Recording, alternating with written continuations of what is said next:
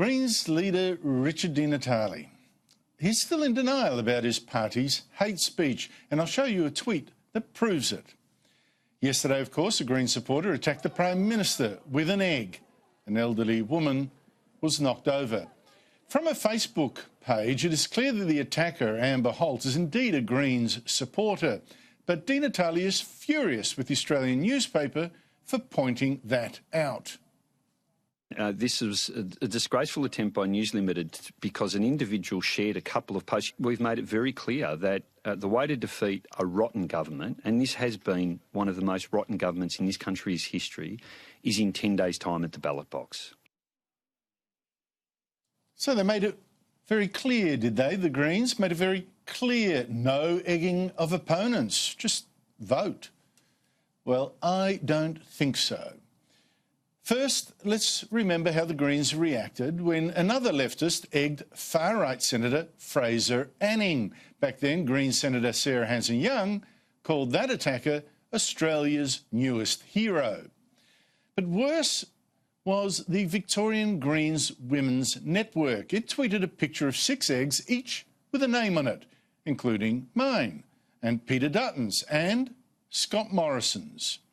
Now, that post is still up, an egg with the Prime Minister's name on it. Isn't that direct incitement by the Greens of exactly the kind of assault on the Prime Minister we saw yesterday? And let's be clear, that Victorian Greens Women's Network is a Greens outfit. Its co-conveners are former Greens candidate Joanna Nilsson and Darebin Council's Deputy Mayor Susan Newton, also a Green. And we also know that yesterday's egg thrower, Amber Holt, reads social media sites of the Greens. She'd even reposted a video from my interview with Di Natale that he had on his site. Unfortunately, it was just the snippet where Di Natale was abusing me as an alleged hate preacher. Well, if only Di Natale had instead posted, for Amber Holt's education, the bit from our interview where I warned that the real hate speaker in my studio was Di Natale. When you came in here, did you go through bollards, right? Who put the bollards up and for why? When you came here, did you see the security guard? Do you know why we have to have them here? For the kind of people that you encourage. Do you know why I've had extra security in my home?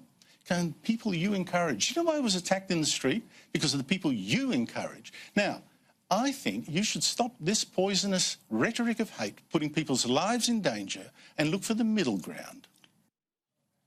Now, I hope Di Natale now wakes up to this fact and cools the hate. Before I get to the interview, one more thing about the Greens and hate speech. One Greens candidate in Lalor has quit for making racist jokes about an Asian friend. But the Greens candidate in Lingiari in the Northern Territory has not quit. George Hanna, he's reposted this racist attack on the Liberals' Jacinta Price, an Aborigine, calling her a coconut, allegedly brown on the outside, white inside. How racist is that? So why hasn't he quit? The Greens, they claim they are so against hate speech, they're just stone deaf to their own.